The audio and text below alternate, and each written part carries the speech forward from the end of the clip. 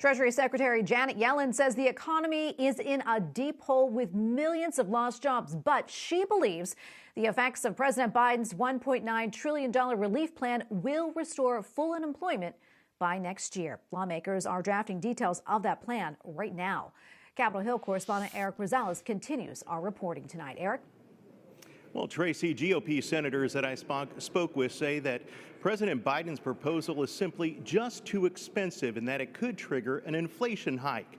Meanwhile, the work continues in the House as lawmakers continue to work on the specific details of the next stimulus bill, one that they hope will help Americans who are struggling due to the coronavirus. We have got to pass that legislation as soon as we possibly can. As part of the COVID-19 relief bill, House Democrats say that they want to boost the child tax credit. Now at a maximum of $2,000, they want to raise it to as much as $3,600 per child a year. And despite words of caution from President Biden Friday that he may not push to include in the bill a raise to the federal minimum wage, Senator Bernie Sanders, chairman of the Senate Budget Committee, said committee lawyers are working to build a case to make that wage increase possible.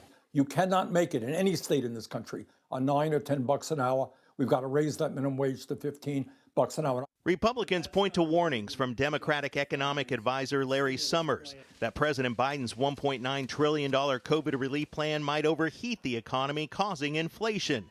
Yesterday, GOP Senator Bill Cassidy accused Democrats and the Biden administration of obstructing the bipartisanship they claim to want, saying, quote, "It takes two to tango. Right now, I'm not sure we have the two to tango." As lawmakers battle over COVID relief, news today that Congressman Wright, a Republican from Texas, died yesterday, 2 weeks after testing positive for COVID-19 and after a long fight with lung cancer. He is the first sitting member of Congress to die after contracting COVID-19. A champion of the unborn, the Susan B. Anthony list said Congressman Wright was, quote, "a voice for the voiceless in Congress."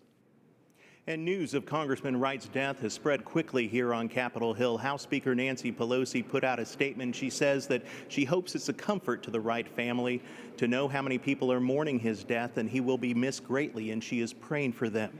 As for the COVID relief bill, she hopes to have it before the Senate in the next 2 weeks. At the Capitol, Erik Rosales, EWTN News Nightly.